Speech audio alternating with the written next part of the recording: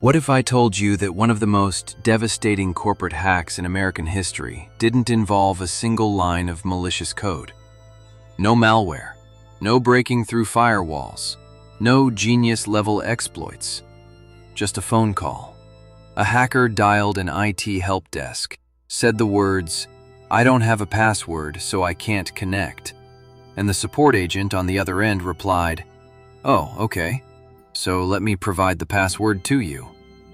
That's it. That was the entire hack.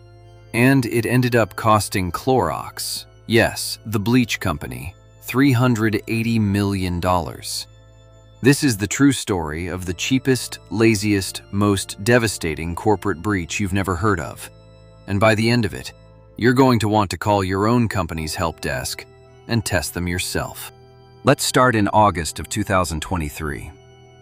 Clorox is a household empire. Bleach, Pine Sol, Glad trash bags, Burt's Bees, products sitting in basically every home in America. And like most giant corporations, Clorox didn't run its own IT help desk. It outsourced that job to a massive IT services company, which handled things like password resets when employees got locked out. Remember that detail, because this entire disaster flows through it. Now enter the attackers, a hacking group known as Scattered Spider. And here's what makes them different. Most hacking groups attack computers. Scattered Spider attacks people. Their specialty is the oldest trick in the book, upgraded for the corporate age. They call a company's help desk, pretend to be an employee who's locked out, and sweet-talk the agent into resetting passwords for them. It's called social engineering. No hoodie and code Hollywood stuff, just confidence, a phone, and a script. So in August 2023, a Scattered Spider hacker called the help desk that served Clorox, claiming to be an employee. And what happened next is documented in actual call transcripts that later became public in court. The hacker says he doesn't have a password and can't connect, and the agent, without asking a single verification question, just gives him one. No employee ID check, no manager's name, no security questions, nothing. And it gets worse. The transcripts show it wasn't a one-time slip. The agent reset the multi-factor authentication, the security layer specifically designed to stop exactly this attack, multiple times, again without verifying who was calling. And the required alert emails that were supposed to go to the employee and their manager whenever a password changed, never sent. Every safety net that existed was simply skipped. The hackers didn't pick the lock. The front desk opened the door, smiled, and waved them in. Once inside with legitimate credentials, the attackers tore through the network. And now the damage goes from digital to physical, because Clorox isn't a software company. It's a factory company. The attack paralyzed the corporate network and crippled manufacturing. Production slowed to a crawl, order systems went down, and employees were forced to process orders manually. Shipments to retailers stalled, and within weeks, Americans started noticing something strange: cleaning products disappearing from store shelves. An actual nationwide product shortage caused by a phone call. Let's talk about the bill. Clorox put the total damage at $380 million. About $50 million of that was cleanup, rebuilding systems, investigators, consultants. But the other $330 million? That was product Clorox simply couldn't ship. In a single quarter, net sales dropped by more than 20%. One phone call. A 20% hit to a Fortune 500 company's sales. And then came the twist that turned this breach into a legal war.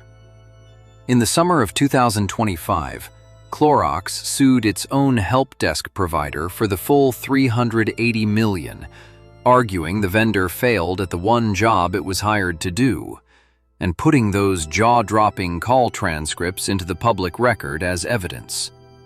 The vendor fired back hard, saying it was hired for a narrow scope of help desk services, that it didn't manage Clorox's cybersecurity at all, and that a company of Clorox's size should have had internal defenses that could contain this. And honestly, that's the most important fight in corporate security today. When you outsource the work, can you outsource the blame? Hundreds of companies are watching this case because almost all of them outsource something critical. Here's the part that should genuinely unsettle you. Scattered Spider used this exact same playbook in the same stretch of time against some of the biggest names in the world. Casino giants in Las Vegas and later major retailers in the UK whose store shelves also went empty. Same trick. Call the help desk. Sound like an employee. Ask nicely. It keeps working again and again because companies spend millions on technology and pennies on the human being answering the phone. So here's what this story teaches in 3 lines. 1. Your security is only as strong as your most helpful employee. Helpfulness is a beautiful thing, and hackers weaponize it every single day. 2. Verification isn't optional.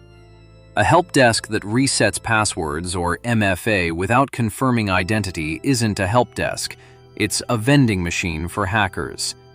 Every reset needs a callback to a number on file, an ID check, something.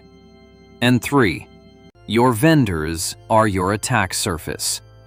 You can outsource the work, but as Clorox learned, you can't outsource the consequences. If a third party holds keys to your kingdom, their sloppiness is your catastrophe.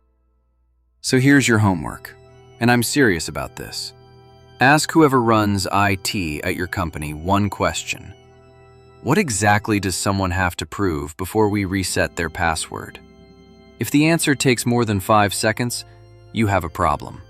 I break down a real hack like this every single week.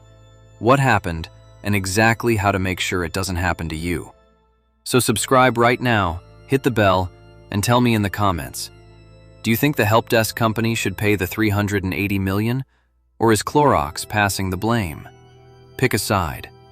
And if you want to see what an insider can do from the other direction, watch my video about the IT guy who sold his password to criminals for $920 and helped them steal $140 million. It's on the channel right now. See you there.